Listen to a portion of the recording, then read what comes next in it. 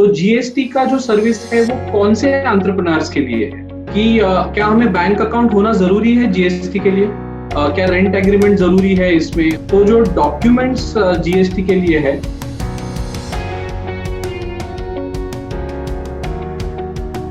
Hello, दयासरा foundation में आपका स्वागत है।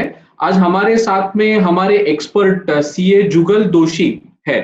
तो जुगल जी नमस्ते और वेलकम। नमस्ते सर। आज हम जीएसटी के बारे में थोड़ी जानकारी लेने वाले हैं उनसे। ये जो जीएसटी का दयासरा फाउंडेशन का सर्विस है, हमारे जो एंटरप्रेन्योर्स है वो उनके लिए जीएसटी बहुत ही इंपॉर्टेंट है। तो जीएसटी का जो सर्विस है वो कौन से एंटरप्रेन्योर्स के लिए है? जीएसटी ये जो है ये टर्नओवर लिमिट के ऊपर है। अभी गुड्स के लिए 20 लाख और 40 लाख यानी कुछ स्टेट्स है जहाँ पे 20 लाख लिमिट है और कुछ स्टेट्स में 40 लाख है।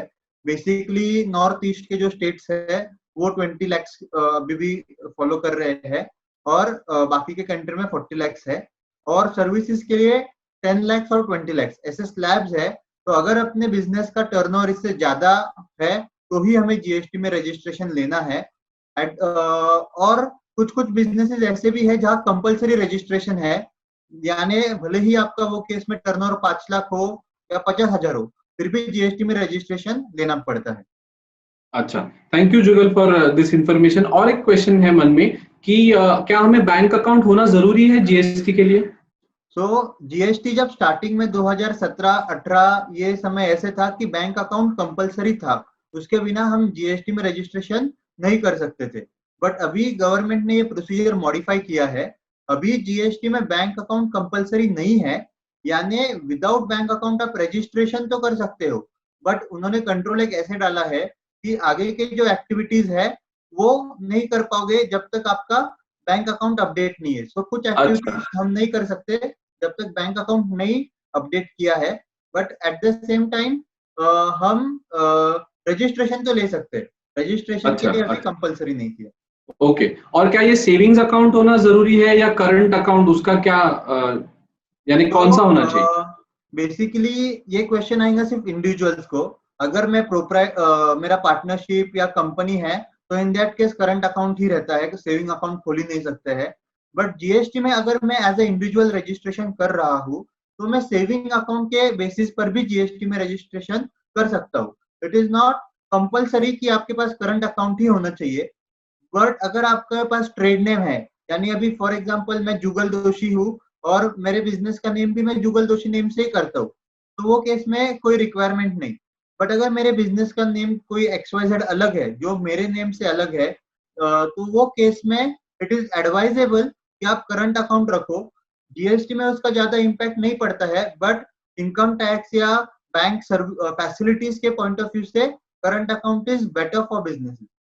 जीएसटी में सेविंग अकाउंट से आप कर सकते हो। Okay okay okay.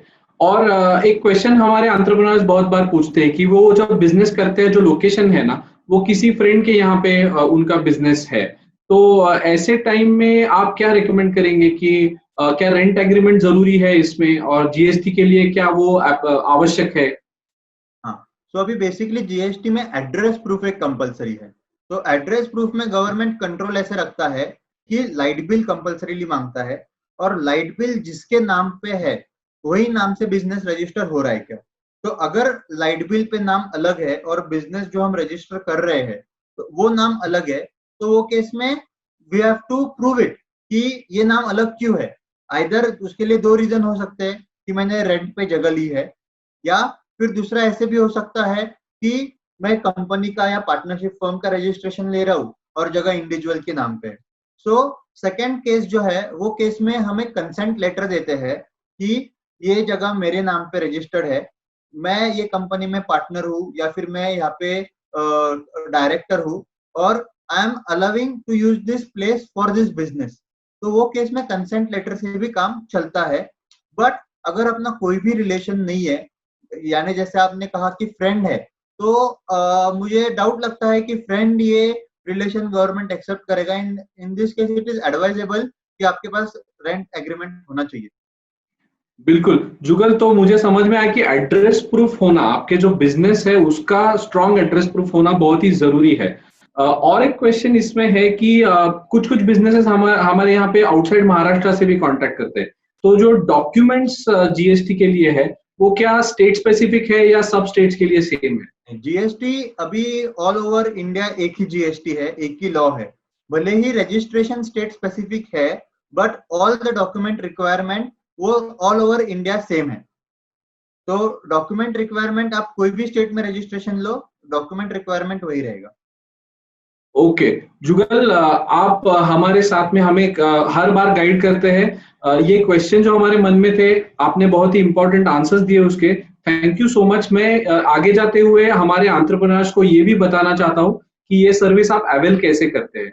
तो आप एक काम कीजिए, आप हमारे वेबसाइट पे आ जाइए www.deyasra.in और सर्विसेज सेक्शन में आप जब क्लिक करेंगे तो वहां पे लीगल कॉम्प्लायंसेस का एक सेक्शन है, वहां पे आप क्लिक कीजिए और आगे जाएंगे तो जीएसटी रजिस्ट्रेशन करके एक सर्विस है, उस सर्विस पर क्लिक करेंगे तो आपको एक छोटा सा फॉर्म जैसा आ जाएगा, वहां पे आपको आपके बिजनेस के कुछ क्वेश्चंस पूछे जाएंगे।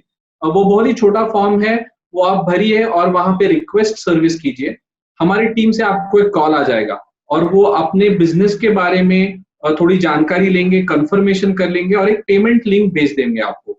और वो पेमेंट करने से आपका जो रिक्वेस्ट है, सर्विस रिक्वेस्ट है, वो शुरू हो जाएगा और जल्द से जल्द वो फैसिलिटेटर जो है वो आपको बता देंगे कि आपको कितना टाइम लगने वाला है, सब कंफर्मेशंस कर देंगे और आपका जीएसटी सर्विस जो है वो पूरा हो जाएगा।